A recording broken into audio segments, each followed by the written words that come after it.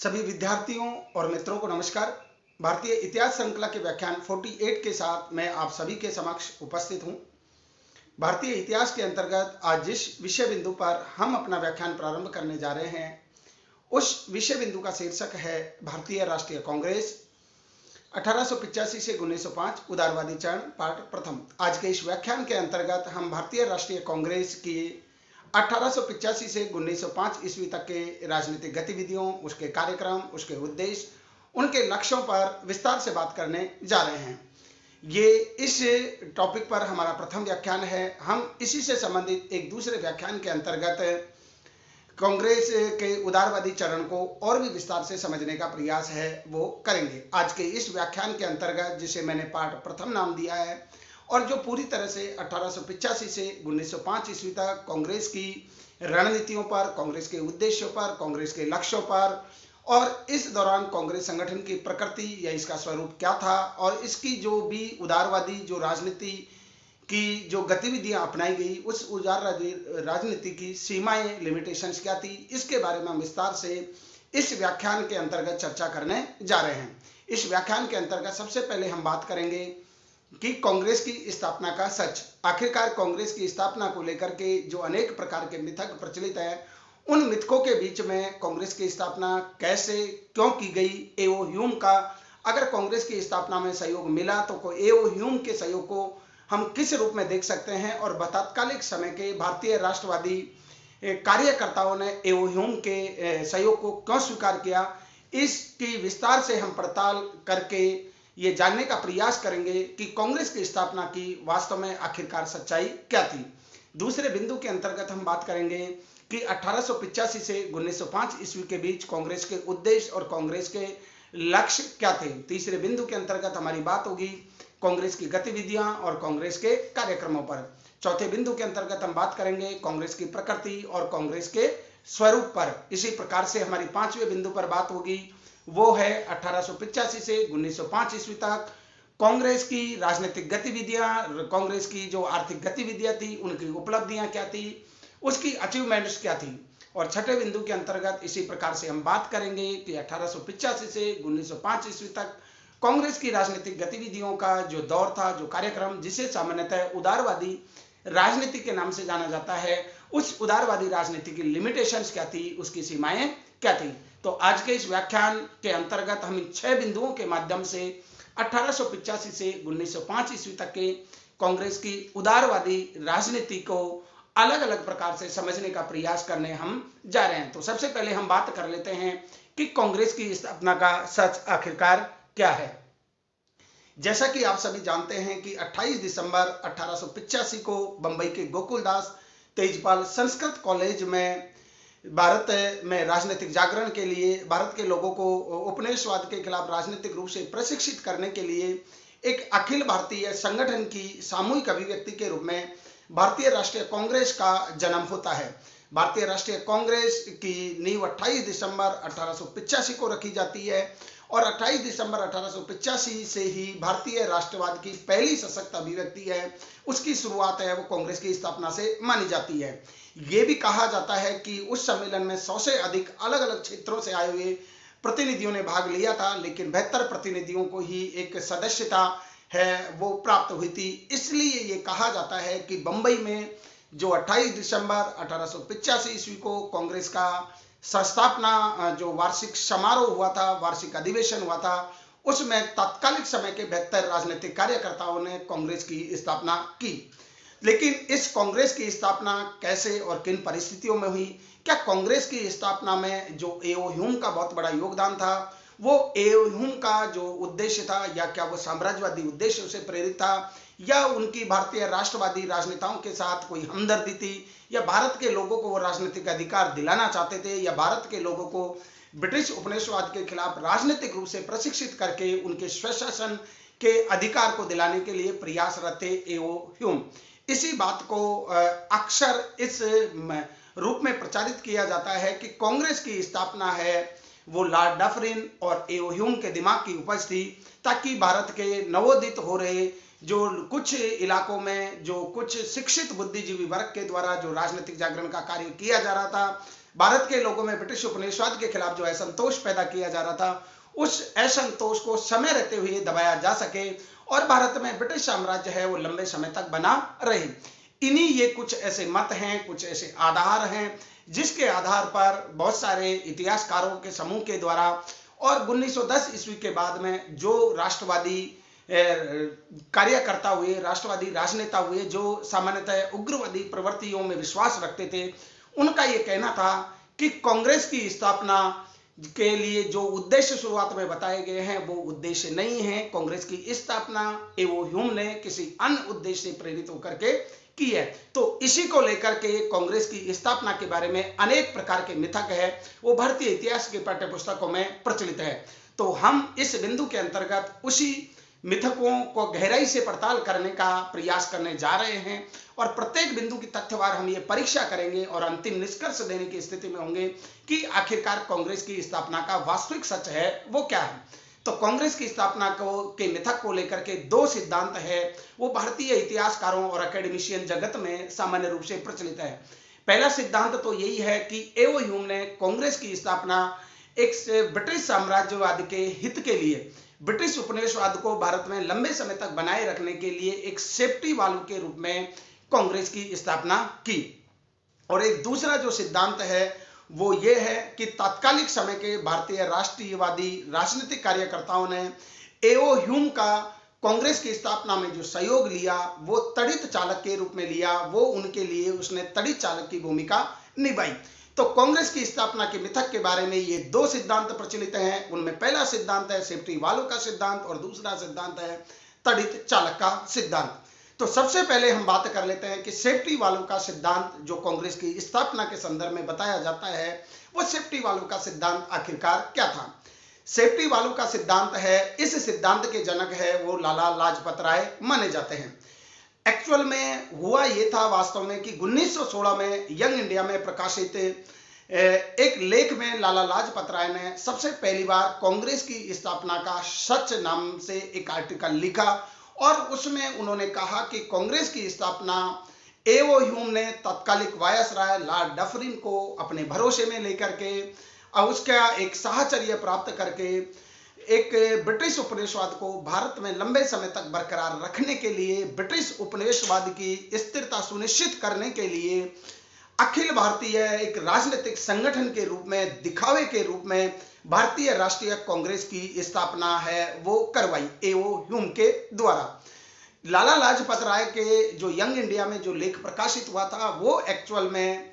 एवो ह्यूम के जो जीवनीकार थे वेडन बर्न, जिनकी ह्यूम ने जो भारत में जो राजनीतिक गतिविधियां की, उन्होंने किस प्रकार से ब्रिटिश साम्राज्यवाद को अपनी निष्ठापूर्ण सेवाएं अर्पित की। तो एवो ह्यूम की गतिविधियों से संबंधित उसका एक 7 खंडों का एक वॉल्यूम है, विलियम बेडन बर्न के द्वारा 1913 ईस्वी में प्रकाशित किया। और उसी विलियम बेडन बर्न के प्रकाशित एवो ह्यूम की जीवनी पर आधारित दस्तावेजों को आधार बना करके लाला लाजपत राय ने 1916 ईस्वी में यंग इंडिया में कांग्रेस की स्थापना का सच नाम से एक आर्टिकल लिखा। उसमें सबसे पहली बार उन्होंने कहा कि एवो ह्यूम यानी एलन एक्टोवियन ह्यूम, जिसे कांग्रेस का जनक माना जाता है, उन्होंने कांग्रेस की स्थापना भारत के लोगों को किसी राजनीतिक अधिकार दिलाने के लिए नहीं की। भारत के लोगों के साथ वो हमदर्दी नहीं रखते थे। उनका एवो ह्यूम ने जो कांग्रेस की स्थापना की, कांग्रेस की स्थापना में जो सहयोग दिया, उसके पीछे उनका सिर्फ मंतव्य ये था कि भारत में ब्रिटिश उपनिवेशवाद को लंबे समय तक बरकरार रखा जाए, अर्थात ब्रिटिश उपनिवेशवाद को किसी भी प्रकार के 1857 जैसे विद्रोह का सामना नहीं करना पड़े। इसलिए सेफ्टी वालों के रूप में एवो ह्यूम ने कांग्रेस की स्थापना तत्कालिक समय के भारत के राष्ट्रवादी राजनीतिक कार्यकर्ताओं को एक मंच पर लाकर के भारतीय राष्ट्रीय कांग्रेस की नींव रखी। अब लाला लाजपत राय ने इसमें विस्तार से कहा कि ये सेफ्टी वालों किस प्रकार से, इस संगठन ने सेफ्टी वालों का काम किस प्रकार से किया ब्रिटिश हुकूमत के लिए, ब्रिटिश साम्राज्य के लिए, ब्रिटिश उपनिवेशवाद को भारत में लंबे समय तक बरकरार रखने के लिए। उसी लेख में लाला लाजपत राय ये विस्तार से कहते हैं कि जो एवो ह्यूम है वो एक ब्रिटिश सिविल सर्वेंट थे और उन्होंने पूरी निष्ठा के साथ ब्रिटिश साम्राज्यवाद की, ब्रिटिश उपनिवेशवाद की सेवाएं की थी और एओ ह्यूम है वो ये मानते थे कि भारत में ब्रिटिश उपनिवेशवाद, ब्रिटिश साम्राज्यवाद लंबे समय तक बरकरार रहना चाहिए। लेकिन 1870 के दशक में और 1880 के दशक के प्रारंभ में जो कुछ क्षेत्रीय स्तर पर राजनीतिक जागरण के कार्य किए जा रहे थे, ब्रिटिश शासन के खिलाफ जो भारतीय लोगों में असंतोष की भावना उत्पन्न हो रही थी, उसको कहीं ना कहीं एओ ह्यूम है वो बाप गए थे। और एओ ह्यूम को ये लग गया था कि अगर समय रहते हुए इस भारतीय लोगों के मन में जो असंतोष पैदा हो रहा है, जो क्षेत्रीय राजनीतिक संगठनों के माध्यम से भारत के लोगों में जो राजनीतिक जागरण का कार्य है वो किया जा रहा है, अगर समय रहते हुए इन भारतीयों के असंतोष को नहीं पढ़ा गया, अगर समय रहते हुए शिक्षित बुद्धिजीवी जो मध्यम वर्ग है उसकी राजनीतिक महत्वाकांक्षाओं को समय रहते हुए कोई पहचान नहीं दी, उसको स्वीकार नहीं किया गया, तो हो सकता है कि 1857 के विप्लव जैसा एक बहुत बड़े विद्रोह का सामना ब्रिटिश हुकूमत को करना पड़े। ब्रिटिश हुकूमत का 1857 के विद्रोह का सामना इसलिए ही करना पड़ा था क्योंकि वो भारतीय लोगों के मन में, उनके दिमाग में ब्रिटिश उपनिवेशवाद और ब्रिटिश साम्राज्य को लेकर के किस प्रकार का भाव है, किस प्रकार का असंतोष है वो पैदा हो गया है, इसको पढ़ने में असफल रहे थे। और एओ ह्यूम है वो कभी नहीं चाहते थे कि भारत में ब्रिटिश साम्राज्य है वो समाप्त हो, भारत में ब्रिटिश उपनिवेशवाद है वो समाप्त हुए, क्योंकि वो ब्रिटिश उपनिवेशवाद को भारत में लंबे समय तक बनाए रखने के पक्षधर थे। लेकिन वो तभी संभव था जब भारतीयों में जो छुटपुट स्तर पर जो राजनीतिक असंतोष पैदा हो रहा था, जो पश्चिम के विचार शिक्षा प्राप्त जो शिक्षित बुद्धिजीवी वर्ग है उसके द्वारा अपने अपने इलाकों में जो क्षेत्रीय राजनीतिक संगठनों की स्थापना करके ब्रिटिश उपनिवेशवाद के खिलाफ लोगों में जो असंतोष का भाव पैदा किया जा रहा था, उस असंतोष के भाव को समय रहते हुए उसकी एक सुरक्षित निकासी है वो की जा सके। जैसा कि आप सभी जानते हैं कि जब हम प्रेशर कुकर में खाना बनाते हैं तो प्रेशर कुकर को जब किसी स्टीम या जैसे कि लौ दिखाते हैं और उसमें धीरे धीरे जो भाप का जो सृजन होता है, तो उस प्रेशर कुकर की भाप को निकालने के लिए उसमें एक वाल्व लगा होता है जिसके माध्यम से निरंतर उसकी वाष्प है वो वाल्व है निकलती रहती है। अगर ऐसा नहीं होगा तो प्रेशर कुकर में बहुत बड़ा धमाका हो सकता है। इसी प्रकार का ये सिद्धांत है वो सेफ्टी वाल्व का सिद्धांत है, उसने जन्म लिया। तो सेफ्टी वाल्व का सिद्धांत लाला लाजपत राय ने यंग इंडिया में 1916 ईस्वी में प्रकाशित लेख में इसको व्यक्त किया और उन्होंने कहा कि एओ ह्यूम ने भारत के तत्कालिक राष्ट्रवादी राजनीतिक नेताओं को भ्रम में रख करके, उनको भ्रम में डाल करके, उनको कुछ जैसे कि आश्वासन दे करके, उनको झूठा सब्ज बाग दिखा करके भारतीय राष्ट्रीय कांग्रेस की एक अखिल भारतीय संगठन के रूप में स्थापना करवा ली और इसके लिए उन्होंने लॉर्ड डफरिन से भी अपेक्षित सहयोग है वो प्राप्त कर लिया। एओ ह्यूम कभी नहीं चाहते थे कि भारत में ब्रिटिश उपनिवेशवाद, ब्रिटिश साम्राज्य है वो समाप्त हुए। बाद में लाला लाजपत राय के इसी सेफ्टी वाल्व के सिद्धांत का समर्थन वामपंथी विचारकों ने किया और आरएसएस ने भी इसी प्रकार के मत के साथ है उसने अपनी बात को आगे बढ़ाया। आरएसएस का ये मानना था, क्योंकि आरएसएस के जो प्रथम जो सरसंघ चालक थे गोलवलकर जी, उन्होंने अपने पंपलेट वी में प्रारंभिक दौर के जो भारतीय राष्ट्रवादी राजनेताओं को 1885 से 1905 ईस्वी तक के राजनेताओं को गैर राष्ट्रवादी घोषित करने के लिए इस सेफ्टी वाल्व के सिद्धांत है उसको अपना बल है वो प्रदान किया और उन्होंने ये कहा, बाद में इसी मत को जैसा कि मैंने कहा कि आरएसएस ने भी प्रारंभिक दौर के भारतीय राष्ट्रवादी राजनेताओं को भी राष्ट्रवादी घोषित करने के लिए, गैर राष्ट्रवादी घोषित करने के लिए इस सेफ्टी वाल्व के सिद्धांत को आगे बढ़ाया। बाद में सीएफ एंड्रीज और गिरिजा मुखर्जी ने 1938 ईस्वी में जब अपनी पुस्तक लिखी कांग्रेस की राजनीति, कांग्रेस का उदय और विकास, उसमें भी उन्होंने सेफ्टी वाल्व के सिद्धांत को स्वीकार किया। अर्थात सेफ्टी वाल्व का सिद्धांत जिसके जनक लाला लाजपत राय थे, जिन्होंने एओ ह्यूम को ब्रिटिश उपनिवेशवाद की रक्षा करने वाला सिद्ध किया और ये कहा कि उन्होंने तत्कालिक समय के भारतीय राष्ट्रवादी राजनेताओं को भ्रम में डाल करके, एक सब्ज बाग दिखा करके, उनका जो उद्देश्य था वो था ब्रिटिश उपनिवेशवाद को भारत में लंबे समय तक बरकरार रखना, ब्रिटिश उपनिवेशवाद को किसी भी प्रकार के 1857 जैसे बड़े विप्लव का सामना नहीं करना पड़े। तो इसी आधार पर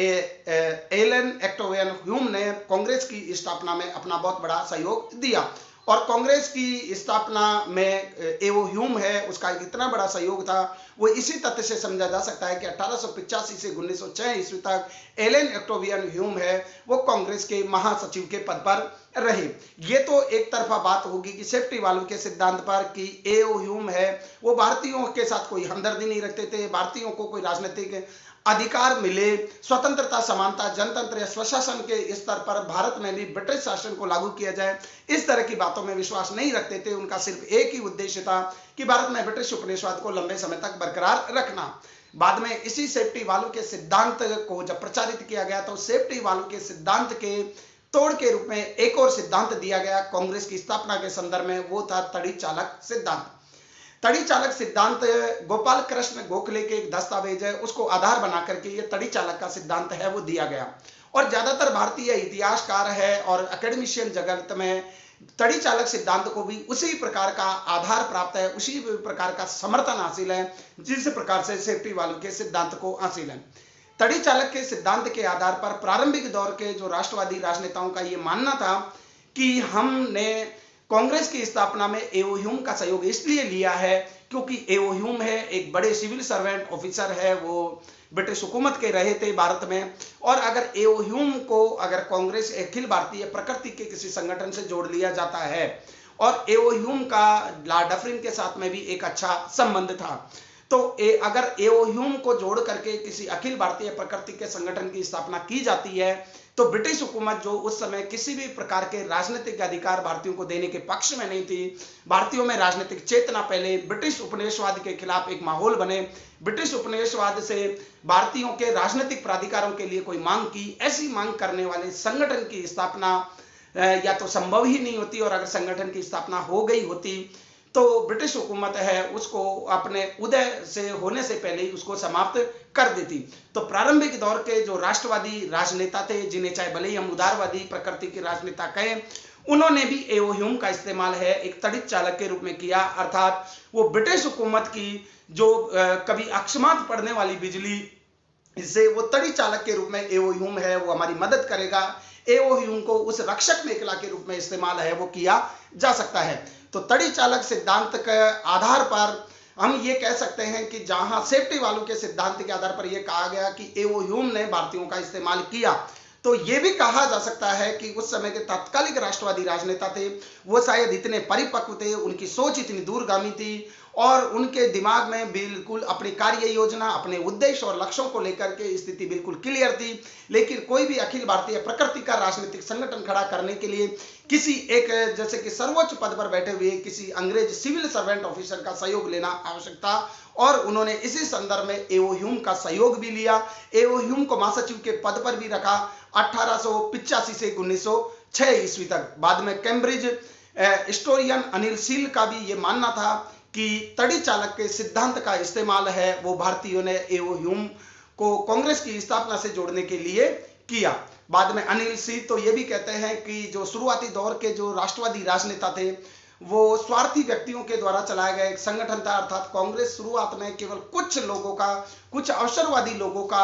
एक संगठन था जो सिर्फ अपने अधिकारों के लिए ब्रिटिश हुकूमत से वो मोल भाव या सौदेबाजी करना चाहते थे। तो ये तो हमारे दो मत हो गए, एक सेफ्टी वालों का सिद्धांत और दूसरा है तड़ी चालक का सिद्धांत। लेकिन अगर हम इन दोनों ही मतों का बारीकी से परीक्षण करें तो दोनों ही मतों को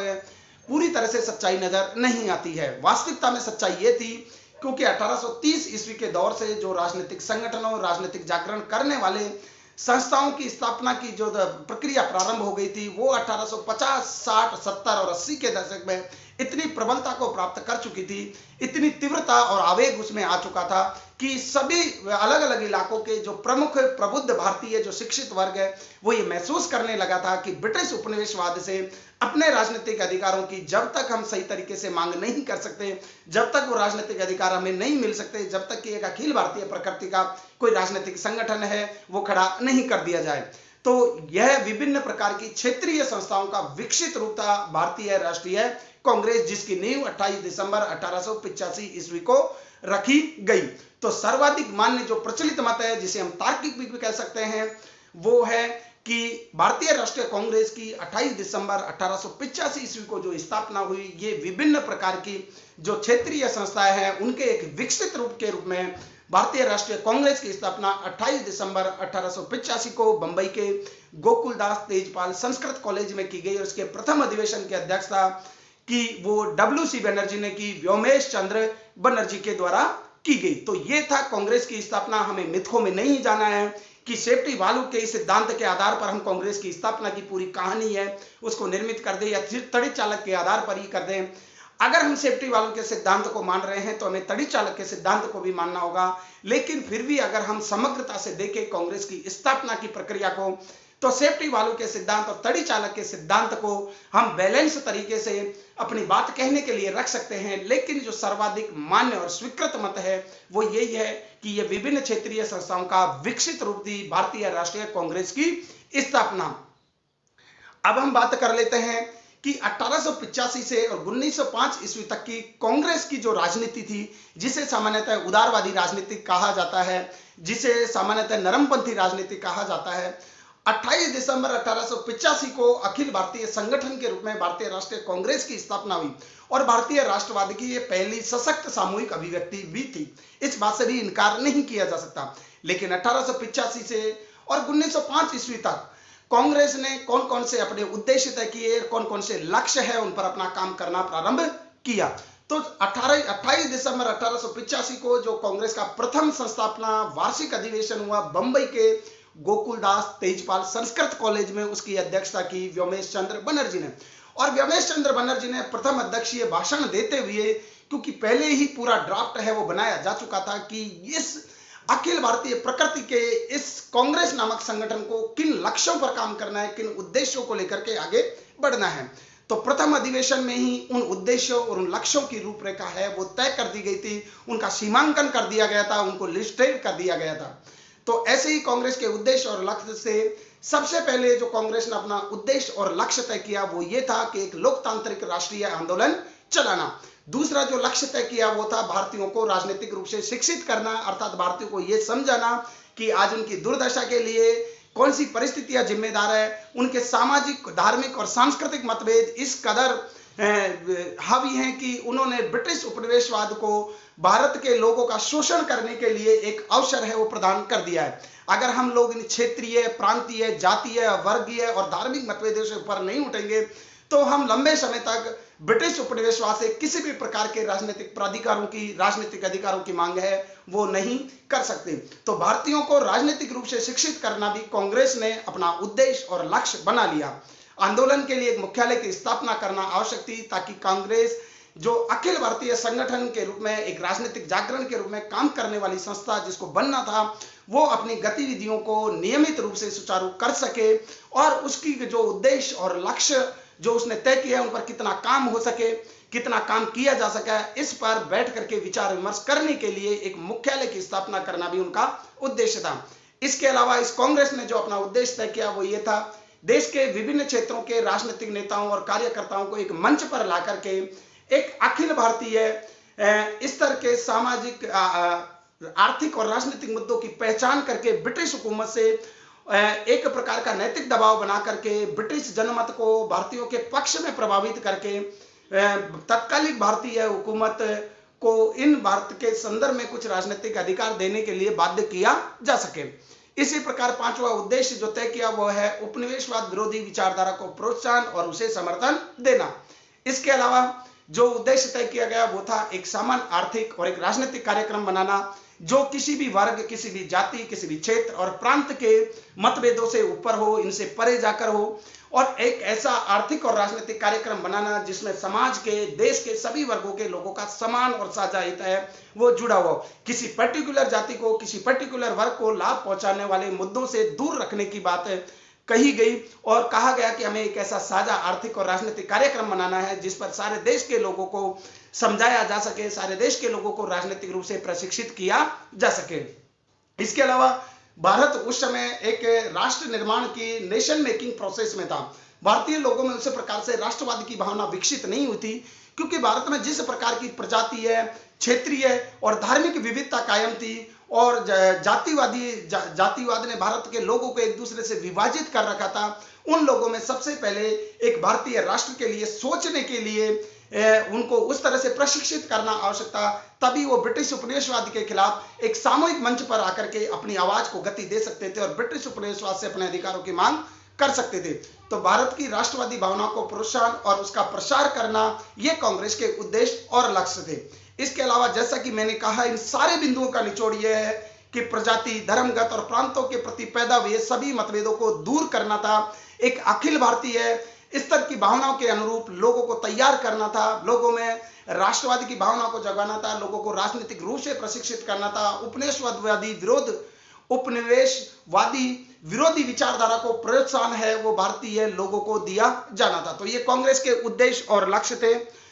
इसके लिए कांग्रेस ने 1885 से 1905 ईस्वी तक की जो कांग्रेस की कमान जिन लोगों ने संभाली, उन लोगों की रणनीति जो अपनाई अपने उद्देश्यों और लक्ष्यों को हासिल करने के लिए,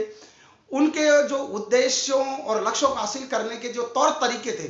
उनकी जो एक्टिविटियों का जो स्वरूप था, उसके आधार पर ही 1885 से 1905 ईस्वी तक की कांग्रेस की राजनीति को उदारवादी राजनीति या नरमपंथी राजनीति के नाम से जाना जाता है। उदारवादी और नरमपंथी राजनीति के नाम से यह कांग्रेस की गतिविधि 1885 से 1905 ईस्वी तक संचालित की गई। अब हमें यह जानने की आवश्यकता है कि 1885 से 1905 ईस्वी तक कांग्रेस की कार्य करने का तरीका क्या था। इस समय के जो कांग्रेस के साथ जो महत्वपूर्ण व्यक्ति जुड़े हुए थे, जैसे कहें कि व्योमेश चंद्र बनर्जी, दादाभाई नेहरू, दिनेश वाचा, एओ ह्यूम, सुरेंद्रनाथ बनर्जी, आनंद मोहन बोस और फिरोज शाह मेहता, गोपाल कृष्ण गोखले, ये वो लोग थे जो उन्होंने कभी भी हिंसक तरीकों में विश्वास नहीं किया। और इन लोगों के कार्य करने का तरीका था वो संवैधानिक था, वो हिंसक तरीकों से अपने अधिकारों की प्राप्ति में विश्वास रखते थे। इसके अलावा नरमपंथ और संयम, दो चीजों को इन्होंने अपने उद्देश्यों और लक्ष्यों को हासिल करने के लिए अपनाया। संयम का मतलब यह था कि इन प्रारंभिक दौर के जो राष्ट्रवादी राजनेताओं ने यह मान लिया था कि हमें ऐसी कोई मांग नहीं करनी है जिसका मिलना ही असंभव हो। उस मांग को करके हम फालतू में अपनी ऊर्जा है वो वेस्ट नहीं करेंगे और हम ब्रिटिश हुकूमत को भारतीयों के जो राजनीतिक प्राधिकार है, जिन राजनीतिक अधिकारों को मिलना चाहिए, भारत के लोगों के जीवन के लिए स्वतंत्रता, समानता, जनतंत्र और बंधुत्व की भावना के विकास करने के लिए जिन मूल्यों की आवश्यकता है जो ब्रिटिश हुकूमत दे सकने में समर्थ है, उन मूल्यों को और उन अधिकारों की मांग है संयमित तरीके से ब्रिटिश हुकूमत और प्रशासन से अगर की जाए तो वो हमको आसानी से मिल जाएगी। तो इनके कार्य करने का तरीका था वो संवैधानिक था और अहिंसक तरीकों से इन्होंने अपनी बात तत्कालिक ब्रिटिश हुकूमत और ब्रिटिश उपनिवेशवाद तक पहुंचाने का प्रयास किया। और संवैधानिक तरीकों का में किसी भी प्रकार की हिंसा और प्रदर्शन का स्थान नहीं होता है। और संवैधानिक तरीकों को हम कह सकते हैं कि संसदीय तरीकों का इस्तेमाल किया, अहिंसक तरीकों का इस्तेमाल किया और उन्होंने ब्रिटिश उपनिवेशवाद और तत्कालिक ब्रिटिश प्रशासकों से अपने अधिकारों की मांग के लिए जिन माध्यमों का सहारा लिया वो थी, उन्होंने अपनी रिक्वेस्ट के लिए अपने अधिकारों से संबंधित एक मांग पत्र बनाया, एक साझा आर्थिक और राजनीतिक कार्यक्रम तैयार किया और उस साझा आर्थिक और राजनीतिक कार्यक्रम को ब्रिटिश हुकूमत, ब्रिटिश प्रशासकों तक पहुंचाने के लिए जिन माध्यमों का सहारा लिया वो थे प्रार्थना पत्रों के माध्यम से उन्होंने अपनी रिक्वेस्ट की, स्मरण पत्र लिखे, सार्वजनिक बहस और अपने पक्ष में ब्रिटिश जनमत को प्रभावित करने का कार्य किया। इसके अलावा उन्होंने ब्रिटिश हुकूमत से अनुनय विनय की नीति अपनाई। इनकी इस समय के जो दौर के जो कार्यक्रम और जो इनकी जो मांगे थी वो थी राष्ट्रवाद को बढ़ावा देना, जनता को राजनीतिक रूप से प्रशिक्षण देना, एक समान आर्थिक और राजनीतिक कार्यक्रम बनाना और औपनिवेशिक अर्थतंत्र की मीमांसा करना। औपनिवेशिक अर्थतंत्र की मीमांसा का मतलब आर्थिक राष्ट्रवाद की भावना का भारतीयों के बीच में प्रचार करना। आर्थिक राष्ट्रवाद का मतलब जो दादाभाई नेहरू जी थे और रोमेश चंद्र और दिनेश वाचा, ये तीन वो व्यक्ति थे जिन्होंने भारत के औपनिवेशिक शासन का भारत पर पड़ने वाले आर्थिक प्रभावों का विस्तार से अध्ययन किया, प्रत्येक पहलू की गहन छानबीन की और यह सिद्धांत प्रचलित किया कि भारत की बर्बादी, भारत की आर्थिक दरिद्रता, भारत की विपन्नता के लिए ब्रिटिश प्रशासन की शोषणकारी आर्थिक नीतियां हैं वो जिम्मेदार हैं। और इसीलिए दादाभाई नेहरू जी ने धन निष्कासन का सिद्धांत भी प्रतिपादन किया। इसी के आधार पर रोमेश चंद्र दत्त ने इकोनॉमिक हिस्ट्री ऑफ इंडिया बनाया और ये औपनिवेशिक अर्थतंत्र की जो मीमांसा करके इन तीन प्रमुख राष्ट्रवादी राजनेताओं यानी दादाभाई नेहरू जी, रोमेश चंद्र दत्ता और दिनेश वाचा ने ब्रिटिश हुकूमत का एक नैतिक आधार है वो भारतीयों के नैतिक आधार को समाप्त करने का कार्य किया कि वो भारत के लोगों को समृद्धि के लिए कार्य कर रहे हैं, भारत के लोगों में प्रचार प्रसार करने के लिए कार्य कर रहे हैं, भारत के लोगों की भलाई के लिए कार्य कर रहे हैं। जब इन तीन व्यक्तियों ने ब्रिटिश औपनिवेशिक अर्थतंत्र की तार्किक और विस्तार पूर्वक समालोचना प्रस्तुत की तो भारतीय लोगों को यह एहसास हो गया काफी हद तक आर्थिक राष्ट्रवादी के मुद्दे पर सारे भारत के लोग हैं वो एकजुट हुए। तो ये इनके कार्यक्रम थे, ये इनकी डिमांड्स थी। इसके अलावा अगर हम बात करें कि कांग्रेस की कौन कौन सी प्रमुख डिमांड्स थी जिनको वो ब्रिटिश हुकूमत या तत्कालिक ब्रिटिश प्रशासकों से पूरा करना चाहती थी, तो इस समय की 1885 से और 1905 ईस्वी की कांग्रेस ने, देखिए 1805 से और 1905 ईस्वी की कांग्रेस ने कभी भी ब्रिटिश हुकूमत और ब्रिटिश उपनिवेशवाद को चुनौती नहीं दी। इस दौर के जो राष्ट्रवादी राजनेता थे वो ब्रिटिश हुकूमत की न्यायप्रियता में विश्वास करते थे और उनको ये लगता था कि कुछ ब्रिटिश प्रशासकों की प्रतिक्रियावादी नीतियों के कारण, उनके पूर्वाग्रह के कारण से जो इंग्लैंड में, जो लंदन में जो सरकार बैठी हुई है उसको भारतीयों की समस्याओं की जानकारी नहीं है। तो इन लोगों को, जो प्रारंभिक दौर के राष्ट्रवादी राजनेता थे, उनको अंग्रेजों की न्यायप्रियता में विश्वास था और उनको ये लगता था कि सारा कुछ जो भारत का जो शोषण किया गया है ये कुछ प्रशासकों की गलत नीतियों के कारण हुआ है, या भारत की परिस्थितियों की ठीक से परीक्षा नहीं की गई, या भारत के लोगों के द्वारा इस प्रकार से अपने अधिकारों की मांग है वो ब्रिटिश प्रशासकों या ब्रिटिश हुकूमत से नहीं की गई, जिसके कारण से जो भारत में अनेक प्रकार की जो समस्याएं पैदा हुई है वो अंग्रेजों की अनभिज्ञता के कारण पैदा हुई है। अब हम भारत के लोग हैं, अगर उन मांगों को एक एक करके एप्लीकेशन के माध्यम से ब्रिटिश हुकूमत को तक सौंपेंगे, ब्रिटिश प्रशासकों को अपनी बातों से समझाने का प्रयास करेंगे, या ब्रिटेन के में जो लंदन में जाकर के ब्रिटिश जनमत को भारत के समस्याओं से हम परिचित करवाएंगे, ब्रिटिश जनमत को भारतीय पक्ष में मोड़ने का कार्य करेंगे, तो हमें यह पूरा विश्वास है कि अंग्रेज जो भारत में जो शासन कर रहे हैं उनकी नीतियां हैं वो बुरी नहीं है, भारत के लोगों के कल्याण के लिए है और भारत के लोगों के कल्याण के लिए, इसलिए हमें संवैधानिक और अहिंसक तरीकों का इस्तेमाल करना है। और अगर हम सही तरीके से उन तक अपनी बात पहुंचाने में सक्षम रहे, अगर हम सफल रहे, तो भारतीयों को वो सारे राजनीतिक जो अधिकार है, भारत को जो प्रशासन में जो भागीदारी की बात है वो मिल जाएगी, ऐसा विश्वास था प्रारंभिक दौर के राष्ट्रवादी राजनेताओं को। तो कांग्रेस की जो प्रमुख मांगे थी वो यही थी कि निर्वाचित काउंसिल और अधिकार संपन्न काउंसिल की स्थापना की जाए और जिसमें निर्वाचित लोगों के प्रतिनिधित्व को बढ़ाया जाए और इन निर्वाचित लोगों में भी भारतीय लोगों की भागीदारी हो। यह निर्वाचित काउंसिल का तात्पर्य यह था कि 1861 में जो मनोनीत जो काउंसिल के माध्यम से जो विधि निर्माण की जो बात कही गई थी, वो भारत के जो प्रारंभिक दौर के जो राष्ट्रवादी राजनेता वो ये चाहते थे कि जो गवर्नर जनरल की या वायसराय की जो कार्यकारिणी परिषद है और जिसमें बाद में अतिरिक्त सदस्य जोड़ करके भारत के किसी भी इलाके के लिए भारत के संदर्भ में कोई विशेष कानून बनाया जाता है, तो उसमें भारत के लोगों को एक वास्तविक प्रतिनिधित्व है वो मिलना चाहिए, भारत के लोगों की आवाज को भी उसमें शामिल किया जाना चाहिए कि कैसे और क्यों इस कानून को बनाया जाना चाहिए। और इस जो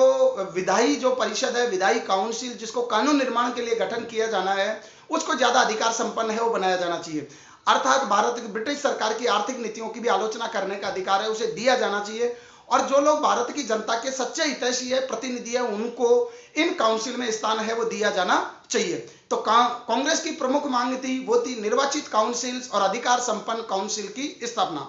इसके अलावा प्रशासन में भारतीयों की भागीदारी के लिए और प्रशासन के महत्वपूर्ण पदों पर भी भारतीयों को बिठाने के लिए, ताकि भारत के लोगों के संदर्भ में संवेदनशीलता के साथ है उसी प्रकार की प्रशासनिक नीतियां हैं उसका कार्यान्वयन किया जा सके। इसके लिए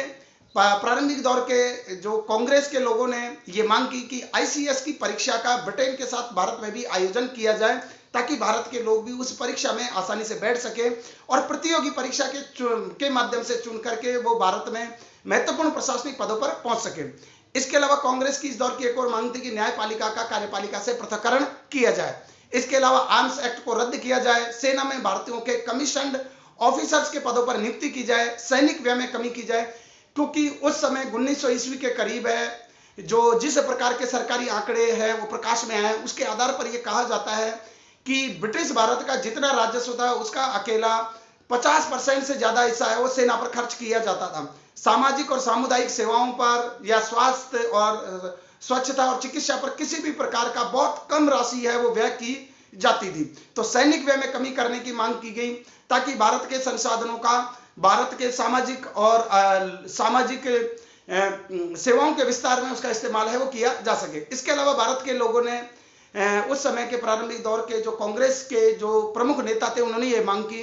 कि हम ब्रिटिश हुकूमत से आज़ादी नहीं चाहते, ब्रिटिश हुकूमत से हम मुक्ति भी नहीं चाहते, और हम ये भी नहीं चाहते कि भारत में से ब्रिटिश उपनिवेशवाद समाप्त होना चाहिए। बस हम ये चाहते हैं कि हमें हमारा शासन करने के तरीके में कुछ परिवर्तन किया जाए, उसमें भारतीय लोगों की भागीदारी हो, और जैसा आप लोगों ने कनाडा और ऑस्ट्रेलिया में स्वशासन की स्थापना कर रखी है, उसी प्रकार के स्वशासन की मांग है वो भारतीयों के संदर्भ में वो दी जाए। अर्थात इस प्रारंभिक दौर के भारतीय राष्ट्रवादी नेताओं ने स्वशासन की मांग की, और स्वशासन की जो मांग को करने वाले जो प्रथम व्यक्ति थे, वैसे तो 1897 ईस्वी में जो बाल गंगाधर तिलक है, उसने स्वशासन शब्द का प्रयोग किया था, लेकिन कांग्रेस के आधिकारिक दस्तावेज में बाल गंगाधर तिलक की स्वशासन की अवधारणा को कभी शामिल नहीं किया गया। लेकिन 1904 में जो इंटरनेशनल सोशलिस्ट कॉन्फ्रेंस हुई, उसमें दादा भाई नेहरू ने पहली बार भाषण करते हुए भारत के लिए कनाडा और ऑस्ट्रेलिया की तर्ज पर स्वशासन की मांग की। और 1905 में जब बनारस में अधिवेशन हुआ, तो उस बनारस के अधिवेशन में दादा भाई नेहरू ने एक वक्तव्य भेजा था कि भारत की समस्याओं का समाधान है वो स्वशासन ही है। और 1906 के जो अधिवेशन हुआ, जिसकी अध्यक्षता दादा भाई नेहरू ने की, उसमें पहली बार स्वशासन शब्द को कांग्रेस के आधिकारिक दस्तावेज के रूप में शामिल किया गया। तो भारतीयों के द्वारा स्वशासन की मांग को यह नहीं समझा जाना चाहिए कि भारतीयों ने पूर्ण स्वशासन की मांग की, या भारत के लोग ब्रिटिश उपनिवेशवाद को भारत से समाप्त करना चाहते थे। देखिए, ये बात आपको याद रखनी है कि 1885-1905 ईस्वी के दौर में जिन लोगों के हाथ में कांग्रेस की कमान थी, जिन लोगों के नीतियों से, जिन लोगों की दृष्टि से कांग्रेस का संचालन हो रहा था, वे जो लोग हैं, उनके द्वारा इस काल में स्वशासन की जो मांग है वो नहीं की गई, और स्वशासन की मांग की गई थी, और पूर्ण स्वाधीनता की जो मांग है वो पूर्ण स्वाधीनता की मांग है, उनसे उनका कोई वास्ता नहीं था, और वो ब्रिटिश उपनिवेशवाद को भारत में समाप्त करने के भी पक्षधर नहीं थे। वो धीरे धीरे क्रमिक रूप से अपने राजनीतिक अधिकारों की ओर है वो बढ़ना चाह रहे थे। इसके अलावा इस समय की कांग्रेस की मांग ये थी कि जिस प्रकार से दस्त शिल्पकारों को और देसी कारखानों को भारत में से समाप्त कर दिया गया, उनका स्थान देने के लिए भारत में आधुनिक पैटर्न पर उद्योग धंधे खड़े किए जाए, और भारत के उद्योग धंधों को कुछ ब्रिटिश प्रशासन के द्वारा कुछ संरक्षण दिया जाना चाहिए, ताकि भारत के जो ये उद्योग धंधे स्थापित हो, उनके जो द्वारा उत्पादित सामान है ये यूरोपीय बाजारों में जाकर के बिक सके। तो भारतीय उद्योगों के संरक्षण की मांग है वो प्रारंभिक दौर के भारतीय राष्ट्रवादी राजनेताओं के द्वारा की गई। अब अगर हम इस दौर के कांग्रेस के संगठन को देखें, कांग्रेस का नेतृत्व किन लोगों के हाथों में था, तो कांग्रेस की प्रकृति और स्वरूप के बारे में हम बात कर लेते हैं। इस शुरुआती दौर में जो 28 दिसंबर 1885 ईस्वी को जो कांग्रेस की स्थापना की, और 72 जो राजनीतिक कार्यकर्ता थे जिनको एक सदस्यता हासिल हुई थी, उनमें से ज्यादातर लोग वो थे जो शिक्षित मध्यम वर्ग था, जिसमें वकील है, डॉक्टर है, पत्रकार है, इंजीनियर, शिक्षक है, और साहित्यकार और कवि जैसे लोग हैं इसके अंतर्गत शामिल थे। तो शिक्षित मध्यम वर्ग के द्वारा प्रारंभिक दौर की भारतीय राष्ट्रीय कांग्रेस का नेतृत्व किया गया, और इन लोगों की जो लाइफ स्टाइल है वो बहुत अलग प्रकार की थी, अभिजात जीवन शैली से संचालित थे। वो अंग्रेजों की लाइफ स्टाइल को जीते थे, अंग्रेजों की लाइफ स्टाइल को जीते थे, और उनके साथ बहुत सारा तामझाम है वो रहता था, और इन लोगों को उपाधियों और बड़े बड़े पद और बड़े बड़े पोस्टों को रखने का बहुत शौक था। तो इस काल के जो कांग्रेस के संगठन की जो कमान जिन लोगों के द्वारा संभाली गई, वो शिक्षित मध्यम वर्ग के द्वारा उसका नेतृत्व किया गया। अभिजात जीवन शैली से वो संचालित है, और आम भारतीय जिस दशाओं में, जिन परिवेश में जी रहे थे, उससे इनका कोई वास्ता नहीं था। ब्रिटिश शासन की न्यायप्रियता में पूरी तरह से विश्वास करते थे, और वो ये मानते थे कि भारत में ब्रिटिश शासन भारत के लोगों के शोषण के लिए नहीं है, बल्कि ये तो कुछ ब्रिटिश प्रशासकों की गलत नीतियों के कारण से भारत के लोगों का शोषण हो गया, और भारत के धन को बाहर भेजा जा रहा है। ब्रिटेन के लोगों को और जो ब्रिटेन में की जनता के बीच में तो इस बात का ही पता नहीं है कि भारत के लोगों को कुछ ब्रिटिश प्रशासकों की कुटिल नीतियों के कारण से इतना खामियाजा उठाना पड़ रहा है। तो ये लोग भारत में ब्रिटिश शासन की न्यायप्रियता में विश्वास करते थे, और उनका ये कहना था कि भारत में ब्रिटिश शासन है वो लंबे समय तक बनाए रहना चाहिए। ब्रिटिश शासन के उन्मूलन के बजाय ये शासन व्यवस्था के भारतीयकरण के समर्थक थे। वो ये चाहता था कि इस ब्रिटिश उपनिवेशवादी शासन व्यवस्था में ज्यादा से ज्यादा भारतीय लोगों को शामिल किया जाए। आरंभिक राष्ट्र निर्माण और राजनीतिक चेतना का विकास करना भी इस प्रारंभिक दौर की कांग्रेस की मूल प्रकृति, इसका मूल स्वरूप था। इसलिए जो कांग्रेस की जिस प्रकार से अभिजात जीवन शैली से का नेतृत्व करने वाले लोगों के द्वारा इसका नेतृत्व प्रदान किया गया, इससे आम जनता के बीच, आम भारतीयों के बीच में यह संस्था शुरुआत में लोकप्रिय नहीं हो पाई, और ज्यादातर भारतीय लोग इससे जुड़ नहीं पाए। अब हम बात कर लेते हैं फिर भी कि 1885 से और 1905 ईस्वी के दौर की जो कांग्रेस की जो राजनीति को ज्यादातर लोग ये कहते हैं कि उदारवादी राजनीति थी या टी पार्टी पॉलिटिक्स थी, या जिसको पॉलिटिकल मेंडिकेंसी कहा जाता है, यानी राजनीतिक भिक्षावृत्ति। अर्थात उन्होंने अतिशय अनुनय विनय की नीति अपनाई, उदारवाद और संयमवाद का परिचय दिया, संवैधानिक तरीकों का इस्तेमाल किया। वो हर प्रकार के हिंसक प्रदर्शनों में विश्वास नहीं रखते थे और ब्रिटिश हुकूमत को भारत में वो समाप्त करने के पक्षधर नहीं थे। लेकिन इन सबके इनकी आलोचनाओं के बावजूद भी इनकी कुछ उपलब्धियां रही, इनसे इनकार नहीं किया जा सकता। सबसे बड़ी तो उपलब्धि यही थी कि उन्होंने निर्वाचित काउंसिल को ज्यादा सशक्त और ज्यादा अधिकार संपन्न बनाने की जो मांग की थी, उसी के आवेश में 1892 ईस्वी का इंडियन काउंसिल एक्ट, भारतीय का एक्ट है, वो पास होता है। दूसरी जो इनकी उपलब्धि थी, भारतीय जनता को एक राष्ट्रीय भावना से परिचित कराने का कार्य है इस प्रारंभिक दौर के राष्ट्रवादी राजनेताओं ने किया। अगर प्रारंभिक दौर के राष्ट्रवादी राजनेता ये काम नहीं करते तो बाद में गांधी जी के नेतृत्व में जो सशक्त राजनीतिक आंदोलन हुआ ब्रिटिश उपनिवेशवाद के खिलाफ,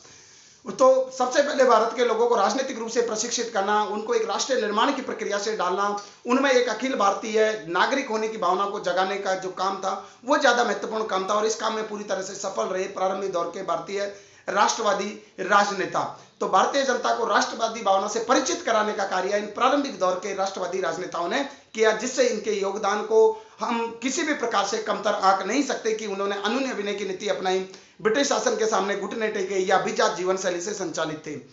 वो अभिजात जीवन शैली से संचालित होना अलग बात है, लेकिन शुरुआती दौर में कांग्रेस जिस तरह की, क्योंकि आप एक झट से ही किसी क्रांतिकारी परिवर्तन की उम्मीद नहीं कर सकते, आपको सैन्य कदम बढ़ाने होते हैं, सैन्य रणनीति पर काम करना होता है। धीरे धीरे उन गतिविधियों में जब थोड़ी सी ऊर्जा आ जाए, जान आ जाए, तो उनको बाद में विस्तार देना होता है और प्रारंभिक दौर के भारतीय राष्ट्रवादी राजनेताओं ने ही ये काम किया। तो भारतीय जनता को राष्ट्रवादी भावना से परिचित कराने का काम है इस प्रारंभिक दौर की भारतीय राष्ट्रीय कांग्रेस ने किया।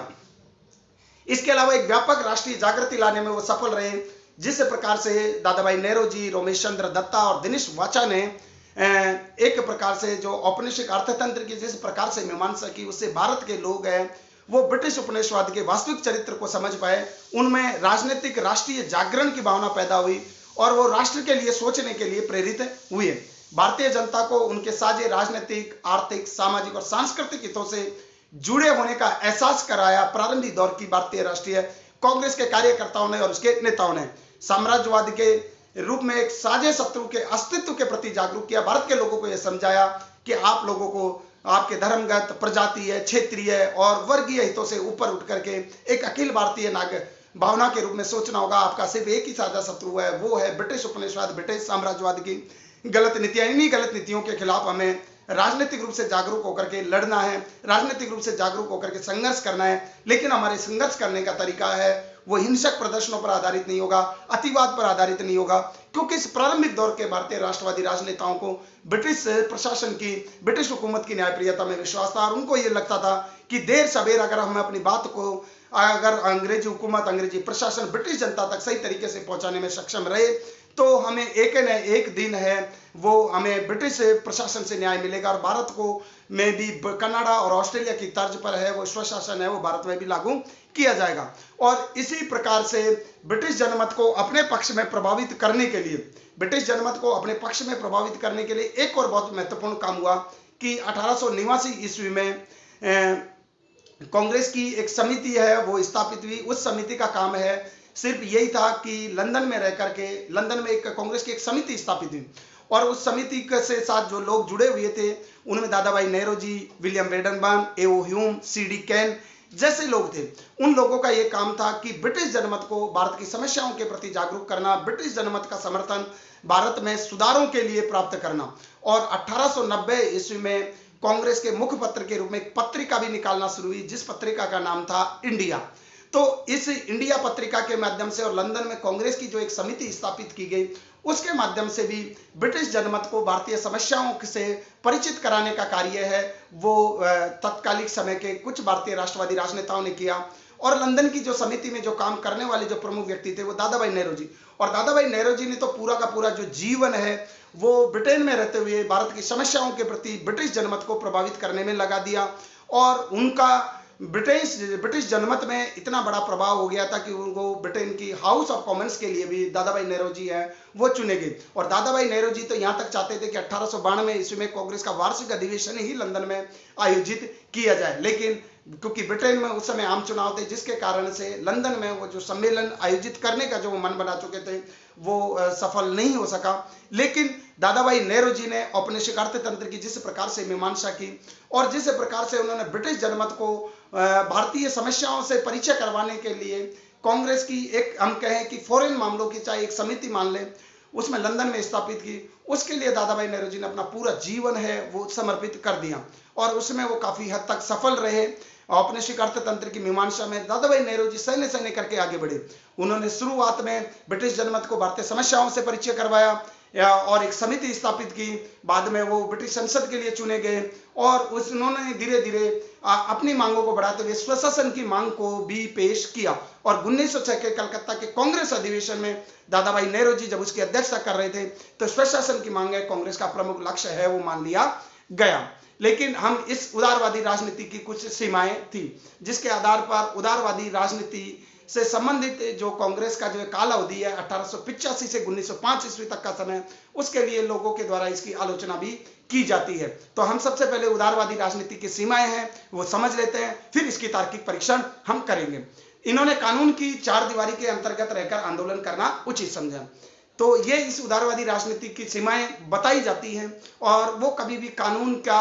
और संवैधानिक मर्यादाओं का उल्लंघन नहीं करना चाहते थे अपनी मांगों के प्रस्तुतिकरण में, कोई भी एप्लीकेशन देने में। ब्रिटिश न्यायप्रियता में इनका गहरा विश्वास था, इस पर हम विस्तार से बात कर चुके हैं। इन्होंने आम जनता को अपने से नहीं जोड़ा, आम जनता की इनके साथ है वो भागीदारी नहीं हुई, आम जनता ने इनके साथ अपना जुड़ाव है वो महसूस नहीं किया। इनका सामाजिक आधार भी विस्तृत नहीं था क्योंकि ये नेता उच्च वर्गीय मानसिकता के थे, अभिजात जीवन शैली में ये विश्वास रखते थे। ये उदारवादी राजनीति की कुछ सीमाएं थी। लेकिन अगर हम पूरे गहनता से देखें, उदारवादी राजनीति की इन सीमाओं के बावजूद भी 1885 से और 1905 ईस्वी तक कांग्रेस के नेताओं के द्वारा जो काम किए गए भारत के लोगों को राजनीतिक रूप से प्रशिक्षित करने के लिए, वो किसी भी प्रकार से कम नहीं है।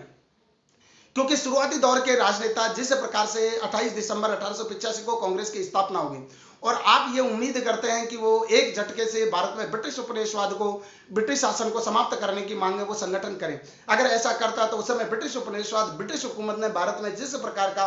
प्रशासनिक जो नियंत्रण जो बना रखा था, उसमें कांग्रेस के प्रारंभिक दौर के राष्ट्रवादी राजनेताओं को या तो पूरी तरह से उनको नजरबंद कर दिया जाता, गिरफ्तार कर लिया जाता और कांग्रेस संगठन को उदय होने से पहले ही समाप्त कर दिया जाता। तो इन प्रारंभिक दौर के राष्ट्रवादी राजनेताओं ने, भले ही वो अभिजात जीवन शैली से संचालित थे, जनता से उनका ज्यादा जुड़ाव भी नहीं था और उनको शुरू में जनता, क्योंकि भारत की जनता इतनी जागरूक भी नहीं थी, इतनी शिक्षित नहीं थी, वो एक एक कदम है बड़ी सावधानी से कदम आगे बढ़ा रहे थे। सबसे पहले तो उन लोगों को यही काम करना था कि अलग अलग इलाकों में जो लोग जो राजनीतिक जागरण में लगे हुए थे उनको एक मंच पर लाए और धीरे धीरे शिक्षित बुद्धिजीवी वर्ग के माध्यम से शेष भारतीय जनता की आवाज मानते हुए उस एप्लीकेशन, प्रार्थना पत्र है, सार्वजनिक बहस है और संवैधानिक तरीकों से उन मांगों को ब्रिटिश हुकूमत के समक्ष है वो रखने का कार्य है वो करना था और इसमें ये पूरी तरह से सफल रहे। और बाद में इन्होंने जो औपनिवेशिक अर्थतंत्र की मीमांसा की, लोगों में राष्ट्रीय राजनीतिक जो जागरण का भाव पैदा किया, उनको अखिल भारतीय भावना के रूप में सोचने के लिए प्रेरित किया, जातीय, प्रजातीय और धर्मगत मतभेदों से दूर रहने के लिए जो बात की वो इनका बहुत बड़ा योगदान था। और इसके अलावा आप एक और बात, जब 1888 ईस्वी में कांग्रेस का जो इलाहाबाद में अधिवेशन हुआ था तो उस समय भी एक प्रस्ताव आया कि मुसलमानों को भी ये भारतीय राष्ट्रीय कांग्रेस है प्रारंभिक दौर में अपने से पूरी तरह से जोड़ पाने में सफल रही और उसमें अल्पसंख्यकों को एक प्रकार से सुरक्षा का आश्वासन देने के लिए कई प्रस्ताव लाए गए और उसमें यह कहा गया कि अगर किसी प्रस्ताव पर मुसलमानों को आपत्ति होती है तो कांग्रेस उस प्रस्ताव पर अमल नहीं करेगी और उसको अपना उद्देश्य और लक्ष्य है वो नहीं बनाएगी। इसी प्रकार 1889 ईस्वी के अधिवेशन में भी एक और बात है वो जोड़ी गई। कांग्रेस का जो वार्षिक अधिवेशन था उसमें यह था कि प्रत्येक प्रांत में जो जनसंख्या है अल्पसंख्यकों की, उसके अनुपात में उनके सदस्यों को प्रतिनिधित्व दिया जाएगा। इसके अलावा कांग्रेस ने यह भी तय किया कि जिस इलाके में कोई भी अधिवेशन होगा उस इलाके से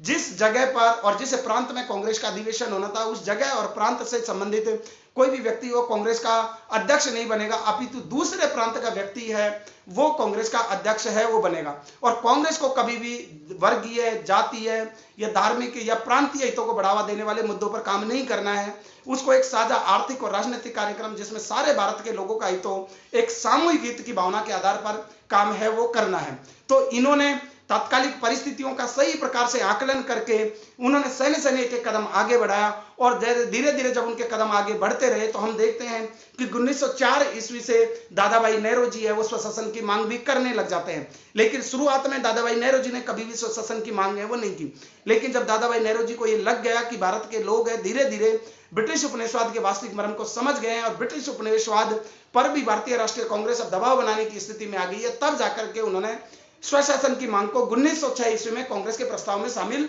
करवा लिया। तो प्रारंभिक दौर के भारतीय राष्ट्रवादी राजनेताओं की जो भी रणनीति थी, जो कार्यनीति थी, जो उदारवादी राजनीति थी, जिसको कुछ लोगों ने राजनीतिक भिक्षावृत्ति कहकर के उनकी आलोचना की है, उन लोगों ने इन लोगों के साथ सही प्रकार से न्याय नहीं किया। किसी भी परिस्थिति को, किसी भी घटना को देखने के लिए हमें तात्कालिक परिस्थितियों, उस समय की परिस्थितियों में काम करना कितना संभव था, कितना काम किया जा सकता था, किस रणनीति पर चला जा सकता था, उसके आधार पर हमें तथ्यों की परीक्षा, तथ्यों का मूल्यांकन करना चाहिए। हम सिर्फ अपने आज के आधार पर रख करके उन चीजों का मूल्यांकन नहीं कर सकते। अगर हम आज के आधार पर रख करके या बाद में जो 1920 और 30 के दशक में जो मूवमेंट खड़ा हुआ, जिसमें लाखों की संख्या में लोगों की भागीदारी, भारत का आम लोग उस राष्ट्रीय आंदोलन में शामिल हो गया, उस राष्ट्रीय आंदोलन को ऊर्जा और उसको जो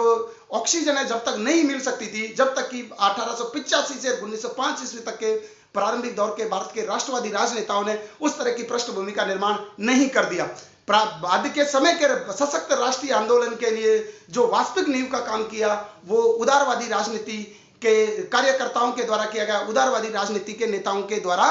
किया गया। तो हम इनके योगदान को किसी भी प्रकार से कमतर आंक नहीं समझ सकते। तात्कालिक परिस्थितियों में अगर उनका मूल्यांकन किया जाएगा तो हम फिरोज शाह मेहता, गोपाल कृष्ण गोखले, दादा भाई नेहरू जी, दिनेश वाचा, सुरेंद्रनाथ बनर्जी, आनंद मन बोस जैसे प्रारंभिक दौर के जो भारतीय राष्ट्रवादी राजनेताओं के साथ है सही प्रकार से न्याय कर पाएंगे, और यही उनका मूल्यांकन होगा और यही हमारी इतिहास की दृष्टि होनी चाहिए। यही इतिहास की आत्मा है कि तथ्यों की उनके वास्तविक परिवेश में जाकर के व्याख्या की जाए, अपनी तरफ से कोई निर्णय है वो देने की स्थिति में हमें नहीं रहना चाहिए। तो आज का हमारा व्याख्यान है वो यहीं पर समाप्त होता है। अब हम बात कर लेते हैं कि इस टॉपिक से संबंधित कौन से परीक्षा उपयोगी प्रश्न है वो एग्जाम में पूछे जा सकते हैं। इस टॉपिक से संबंधित काफी सारे पंक्तियों में अवधारणात्मक और संकल्पनात्मक प्रश्न है वो एग्जामों में पूछे जा सकते हैं, चाहे यूपीएससी की प्री की एग्जाम हो, यूपीएससी की मेंस की एग्जाम हो, या कोई भी लोक सेवा आयोग की हो, या असिस्टेंट प्रोफेसर यूजीसी नेट। यहाँ से काफी सारे एग्जाम में प्रश्न है वो अच्छे स्तर के पूछे जाते रहे हैं, और यहाँ पर फैक्ट की बजाय ज्यादातर अवधारणात्मक क्वेश्चन पूछे जाते हैं, संकल्पनात्मक प्रश्न है वो पूछे जाते हैं। जैसे आपसे ये पूछ लिया जाएगा कि इस दौर के कांग्रेस की राजनीतिक गतिविधियों में कौन सी गतिविधि शामिल नहीं थी, या तरीके में कौन सा शामिल नहीं था, या कांग्रेस ने अपने मंच से स्वशासन की मांग सबसे पहली बार कब की, या इस दौर के प्रमुख कांग्रेस के राजनेताओं की गतिविधियों का किस संदर्भ में देख सकते हैं। इसी प्रकार के एग्जाम में प्रश्न है वो पूछे जाते रहे हैं। और आपको अगर इस पूरे व्याख्यान को आपने गौर से सुना होगा तो आपके कोई भी किसी भी प्रकार का डाउट है वो रहने की गुंजाइश नहीं है। लेकिन फिर भी अगर आपको लगता है कि किसी भी प्रकार का कोई डाउट और कोई गुंजाइश आपके जहन में है तो आप मेरे से सीधा कांटेक्ट कर सकते हैं। इसी के साथ आज का हमारा ये व्याख्यान है वो समाप्त होता है, और इसी उदारवादी राजनीति के पार्ट सेकंड व्याख्यान के अंतर्गत कल फिर हम मिलेंगे, जिसमें हम बात करेंगे कि उदारवादी राजनीति के इस दौर के प्रमुख कुछ राष्ट्रवादी राजनेताओं की गतिविधियों के बारे में। इसके अलावा ब्रिटिश हुकूमत का प्रारंभिक दौर की भारतीय राष्ट्रीय कांग्रेस के प्रति क्या दृष्टिकोण था, और कांग्रेस का अगर हम सही प्रकार से मूल्यांकन करना चाहें तो मूल्यांकन किस प्रकार से हो सकता है। कल के व्याख्यान में हम इस बात की विस्तार से चर्चा करेंगे। साथ ही हमारी बात होगी कि इस दौर में जो प्रमुख जो कांग्रेस के वार्षिक अधिवेशन हुए उनकी अध्यक्षता किसने की, और उन वार्षिक अधिवेशनों में कौन कौन से महत्वपूर्ण प्रस्ताव पास हुए। इसी के साथ आप सभी का बहुत बहुत धन्यवाद और आभार।